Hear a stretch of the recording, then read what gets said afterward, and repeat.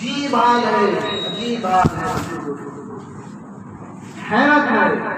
اسلام جیسے دین سے ہم منہ موڑ کر رسول اللہ صلی اللہ علیہ وسلم کے جیسے پیارے طریقے کو چھوڑ کر غیر کا طریقہ اختیار کر لیں، افسوس ہے، افسوس ہے میری مسلم برادری پر، میری مسلم قوم پر۔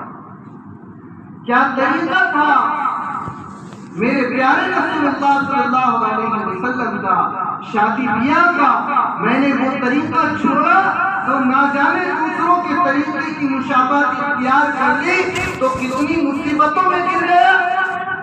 جانتے ہیں جب ایک مسلمان کسی غیر کے کلچر کو اختیار کرتا ہے، کسی غیر کی تہذیب کو اختیار کرتا ہے، کسی غیر کے طریقے کو اختیار کرتا ہے، حقیقت میں وہ اپنے آپ کو تنگ گرا پہنا کر اپنا گلا گھونٹ رہا ہے۔ حقیقت یہی ہے، جو غیر کا طریقہ اختیار کر لے وہ اپنی قوم کا گلا گھونٹے گا یا خود اپنے پیر پر کڑھائی مارے گا۔ کیا طریقہ تھا میرے دین میں، میرے رسول اللہ صلی اللہ علیہ وسلم؟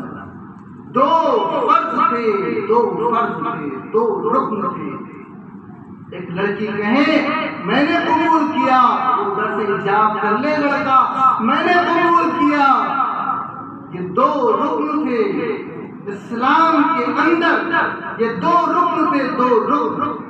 ادھر سے کہہ دے مجھے قبول ہے، ادھر سے کہہ دے مجھے قبول ہے۔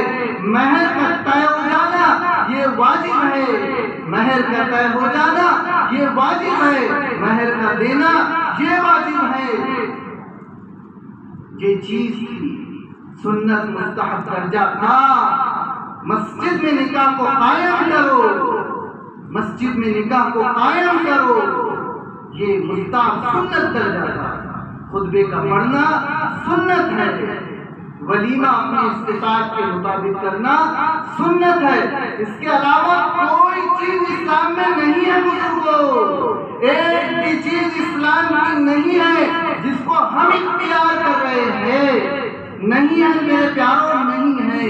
یہ پورا ہندوانہ رسمیں ہیں، یہ غیروں کے طریقے ہیں۔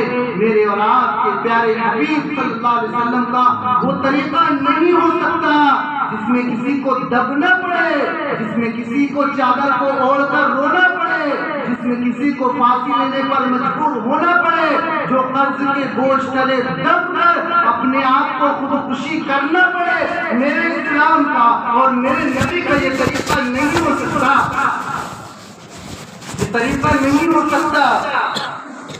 اتنی بیٹیاں ہیں، وہ معاشرے کا دباؤ ان پر ہونے کی وجہ سے، وہ معاشرے کا دباؤ ان پر ہونے کی وجہ سے، وہ اسباب شادی سے مہیا نہ ہونے کی وجہ سے اپنے جسم کو بیچنے پر مجبور ہے۔ کتنی بیٹیاں اسلام کی نظام اور انتظام نہ ہونے کی وجہ سے اپنے آپ کا گلا گھونٹ کر خودکشی کر رہی ہے۔ کتنی وہ ہیں جو سمندروں میں ڈوب کر، ندیوں میں ڈوب کر اپنی جان دے رہی ہے۔ کتنے باپ ایسے ہیں جو اپنی بیٹی کا نکاح کر کر بڑے بوجھ تلے دب چکے ہیں، پوری زندگی اس بوجھ کو مٹانا چاہتے ہیں، ختم کرنا چاہتے ہیں۔ وہ بوجھ نہیں مٹ پاتا، وہ بوجھ ایسا ہے کہ وہ نہیں اٹھ پاتا، پھر اپنے آپ کو کہیں نہ کہیں مار دیتے ہیں۔ کوئی اپنے پیٹ میں چھورا گھونپتا ہے تو کوئی اپنے آپ کو جلا کر راکھ کرتا ہے۔ کون ہے اس کا ذمہ دار؟ کون ہے کہ وہ رسم و رواج کے مبتلا لوگ ہم نہیں سمجھ پائیں گے بزرگوں دوستوں تو کون سمجھے گا؟ کہ وہ رسموں کو پورا کرتے ہوئے، لقمے کے اٹھاتے ہوئے ہمیں یہ احساس کیوں نہیں ہوتا کہ وہ اس کی 4 بچیاں ہیں، اس کی 3 بچیاں ہیں، وہ انتظام کیسے کرے گا؟ وہ ہماری منگنی میں آئیں گے، وہ ہماری شادی میں آئیں گے، وہ ہمارے ولیمے میں آئیں گے، ان کی بچیوں کے جذبات ابھریں گے کہ ابو جان میری بھی ایسا نکاح ہونا چاہیے، میری بھی ایسی شادی ہونی چاہیے، مجھے بھی ایسا ایسا گھوڑا چاہیے، مجھے بھی ایسا جوڑا چاہیے، مجھے بھی ایسے زیورات چاہیے، وہ کہاں سے باپ اپنی بچیوں کی ان خواہشوں کو پورا کرے گا؟ کہاں سے پورا کرے گا؟ پھر ایک ہی راستہ رہتا ہے، کسی سے قرض لیا جائے، سودی قرض لیا جائے، اس کے علاوہ کوئی دوسرا راستہ نہیں۔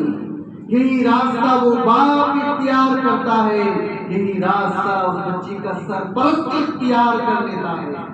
جانتے ہو سودی کاروبار کتنا بدترین کاروبار ہے، سودی مال کتنا بدترین مال ہے۔ فرمایا کہ یہ جنگ کا اعلان کرنے والے ہیں، اللہ اور اس کے رسول سود کا کام کرنے والے، جنگ کا اعلان کرنے والے۔ میں نے غیروں کا طریقہ اختیار کر دیا، میری دوسری مائیں، میرے دوسرے بزرگ، میری دوسری بیٹیاں پریشان ہو رہی ہیں، پریشان ہو رہی ہیں۔ رات کو نیند صحیح سے نہیں آ پاتی، وہ قرضے کیسے ادا کرے؟ کروٹیں بدل رہی ہوتی ہے ماں اور باپ، کیا کرے، کیسا کرے؟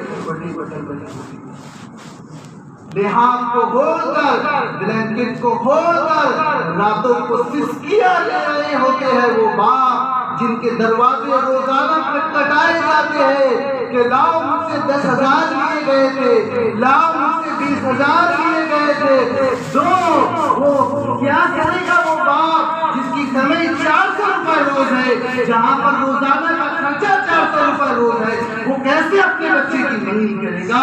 وہ کیسے اپنے بچے کا نکاح کر سکے گا؟ کیسے؟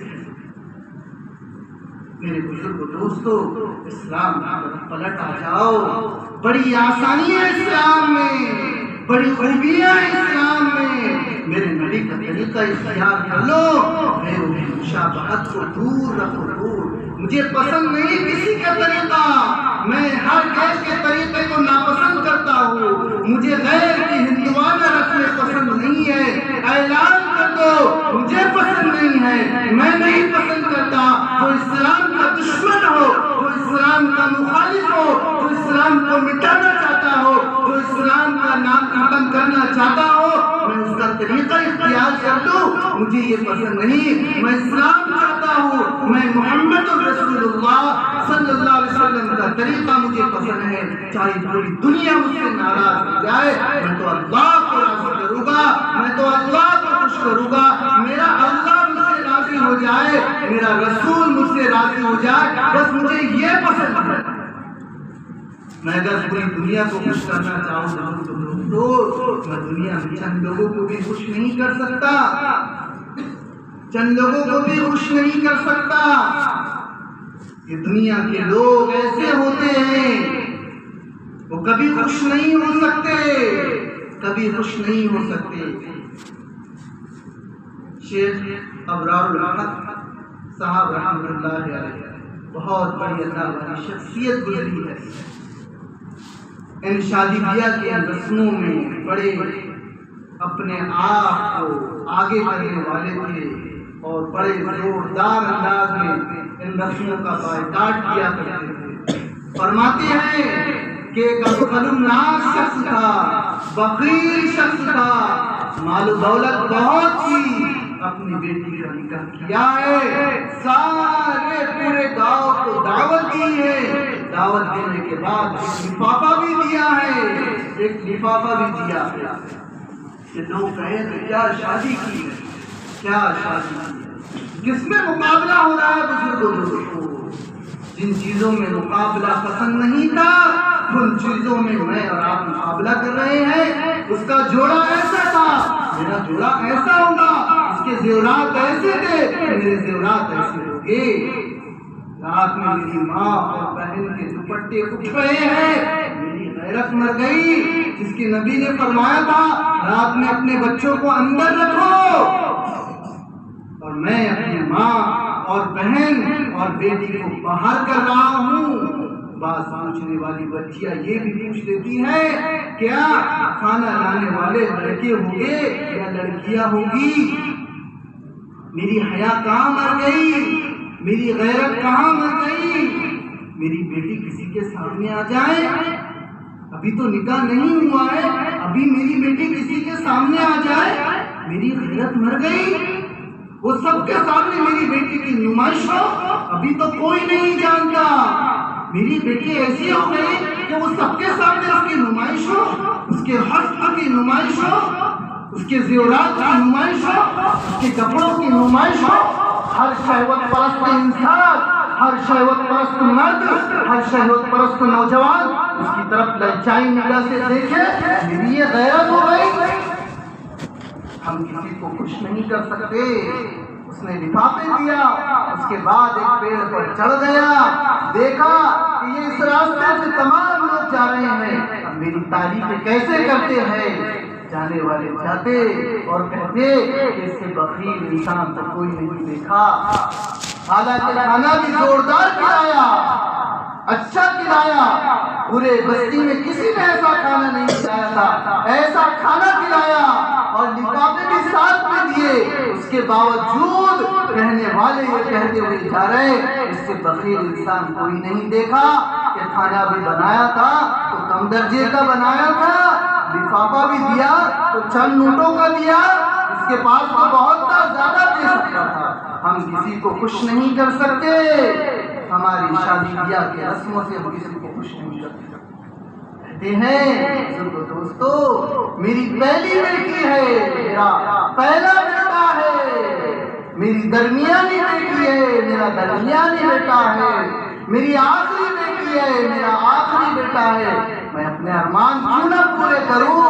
وہ ارمان کیا ارمان ہوں گے جو اللہ کو ناراض کر کے پورے کیے جائے؟ وہ ارمان کیا ارمان ہوں گے جہاں پر نبی کے طریقے کو رون دیا جائے؟ وہ ارمان کیا ارمان ہوں گے جہاں پر بچیوں کے جنازے نکل رہے ہو؟ وہ ارمان کیا ارمان ہوں گے جہاں پر ایک باپ سسک کر مر رہا ہو؟ اعلان کرو مجھے نبی سے محبت ہے، مجھے نبی سے محبت ہے، میں کسی کی ناراضگی کی پرواہ نہیں کرتا۔ میں لقمہ اٹھاتا ہوں تو وہ تڑپنے والے باپ مجھے یاد آتے ہیں، وہ تڑپنے والی بچیاں مجھے یاد آتی ہے۔ اعلان کر دو میں نہیں شریک ہو سکتا ایسے رسموں میں، اعلان کر دو میں ایسے حالوں میں شریک نہیں ہو سکتا جہاں پر میرے نبی کے طریقے کے جنازے نکالے جا رہے ہو، جہاں پر میری مسلم بچیوں کی حیا کی بچیاں ہو جائیں۔ میں اس کو پسند نہیں کرتا۔ بس آخر میں کہتا ہوں من تشبہ بقوم فہو منہم، واضح لفظ ہے جو جس قوم کی مشابہت اختیار کر لے گا، وضاحت کے ساتھ پیارے رسول اللہ صلی اللہ علیہ وسلم نے فرمایا فہو منہم، وہ انہی میں سے ہوگا۔ اور طریقے میں ایک ہی طریقے میں کامیابی ہے اور وہی طریقہ کامیابی کا ہے، وہی طریقہ راحت کا ہے، وہ میرے اور آپ کے نبی صلی اللہ علیہ وسلم کا طریقہ ہے۔ آج جمعہ کا دن ہے، جتنی کثرت سے درود شریف پڑھ سکتے ہیں اتنی کثرت کے ساتھ درود شریف پڑھنے کا اہتمام کرے اور نبی کے طریقے جان کر اپنے ہر طریقے کو پورا کرنے کی کوشش کرے۔ اللہ تعالیٰ سے اعمال کی توفیق عطا فرمائے۔